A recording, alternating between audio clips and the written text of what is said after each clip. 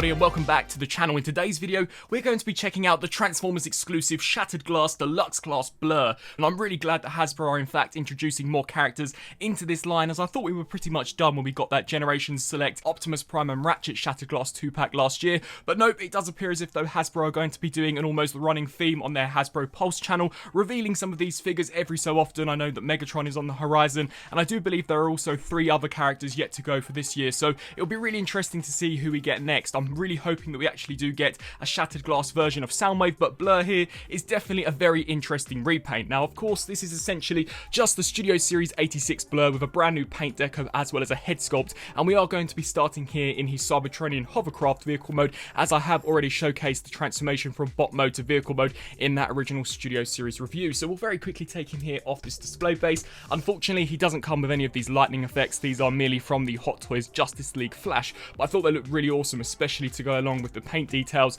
that we have here along the front of the vehicle. Now you can see that this time round Blur is sporting a much darker colour scheme when compared to his Studio Series counterpart, and I think this is actually the superior figure out of the two, if I'm being honest. I think the colour variation on this looks absolutely wicked. You can see we've got these electrifying lightning bolts here, which definitely does give you the impression that this character can break the sound barrier, much like we see from Flash in the Justice League movie. You can see we've got a really awesome orange cockpit with the Autobot insignia actually embedded underneath this piece, which I thought was a really nice attention to detail.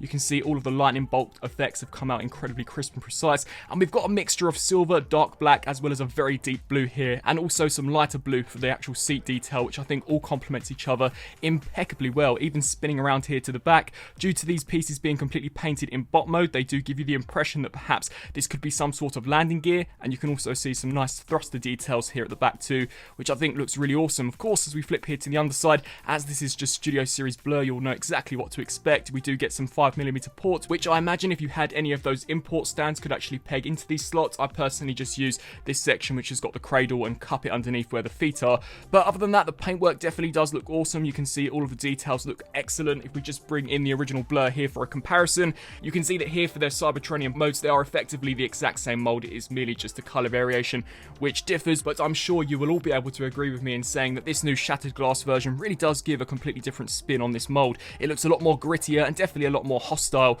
when in comparison to the very lighter shade of blue that we got here for the animation accurate version. And just to bring in here for a closer look, I do actually prefer the way the Autobot insignia is embedded underneath this section when compared to the Studio Series version, which does just merely sit here on the top. Transformation here for Blur is as follows, so you will just want to pop these sections here out. We can then flip here to the underside and disengage the feet, bring this here all the way to the back, and then of course extend the legs. We will then want to split this section here, fold in the fin, take the shim, snap that into place and fold down the feet, and of course come here to this side and do the exact same on the opposite side. Rotate the chest piece in, we can then rotate here at the arms, and these sections are supposed to come in, snap into place, and then we can clip them into their shoulders.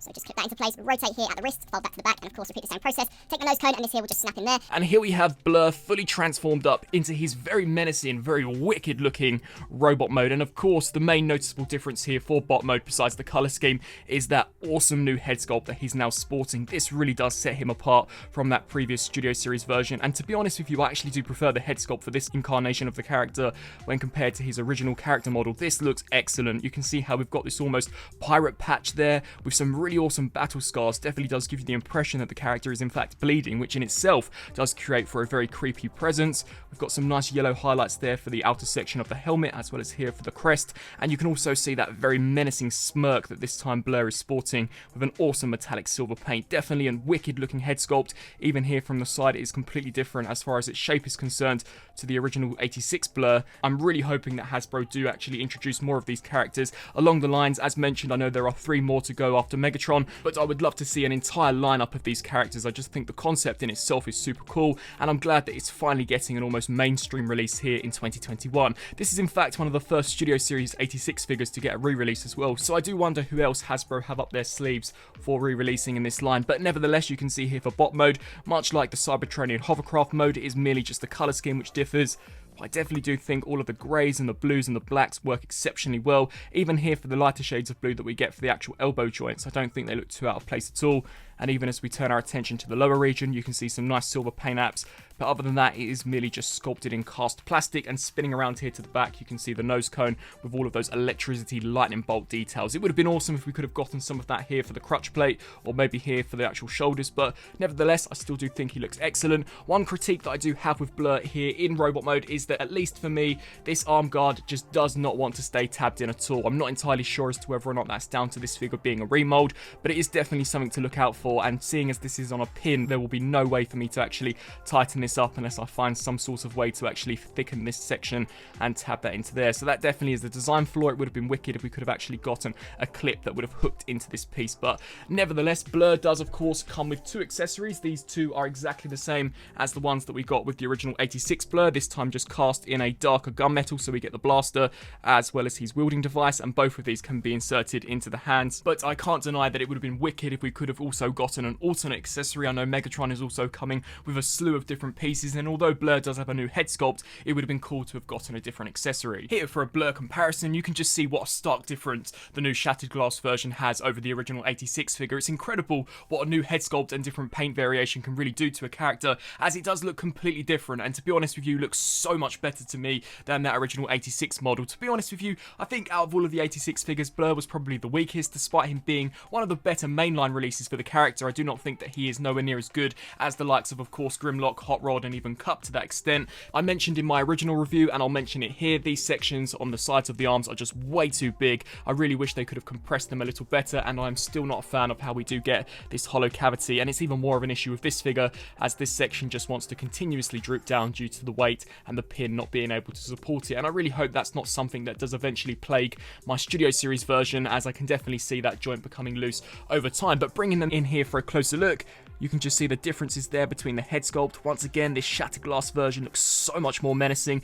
and for those of you who actually know G1 Blur, he's definitely a very friendly guy, whereas this one is a stark contrast, at least as far as visual appearance is concerned. I'd love to know how this guy does actually talk, because of course this original Blur is incredibly fast. It'd be awesome if this one here was incredibly slow talking, but you can just see the differences here as far as the colours are concerned, and then as we spin around here to the back, of course, we've just got that lightning bolt detailing. So wrapping this review up here with a Shattered Glass Optimus Prime comparison, and of course my final thoughts. Overall, I think the presentation on this figure once again is very well done. I mentioned in that original Shattered Glass 2-pack review that I thought these were some of the most interesting repaints that Hasbro could potentially be doing, and I'm super glad that they are indeed capitalising on this idea, as I think many collectors would actually like to get some different incarnations of these characters, and especially considering for the most part they are just simple repaints with some new retooled heads, I think that it is an easy cash grab for Hasbro, and I'm definitely really satisfied with the way this character has turned out. Of course, I maybe would have liked to have seen some additional accessories, just something a little different when in comparison to that original 86 figure, but I do think the blaster and the wielding device look awesome with the character, but I can't help how awesome it would have been if Hasbro could have packaged in some lightning blast effects, much like I've got here in this video. Of course, this isn't going to appeal to everyone. I know Shattered Glass is not as much in the spotlight as the likes of the War for Cybertron line, and the entire idea, concept, and storyline is rather obscure to many collectors, but I am glad to see that it is making more of a mainstream debut. It will be really awesome to see what they come up with in the future. I really like the look of their upcoming Megatron. It will be really interesting to see what those final 3 figures they have planned for this year do in fact turn out to be. I would really love to know down in the comment section below what you guys think of this entire line in general. Will you be adding any of these to your collection? I am aware that Hasbro Pulse are charging a bit of a premium for these if you do order directly through the website. I do believe you receive an exclusive comic book, but of course for those of you picking this up at hobby stores, I think the price may be a little cheaper, so just be on the lookout for different alternative options, or maybe just look on the likes of eBay for those who perhaps just want the comic and will sell the figure on. But who's going to do that? This guy really does look fantastic, and I'm super glad to add him to the collection. I would love to know down below on whether or not you have any plans of picking any of these Shattered Glass figures up. What do you think of them? Do you believe they are just merely lazy repaints and easy cash grabs for Hasbro, or are you actually interested to see as to where this line would go? I really hope that you enjoyed this video, and until my next video, I'll see you then. Thanks for watching.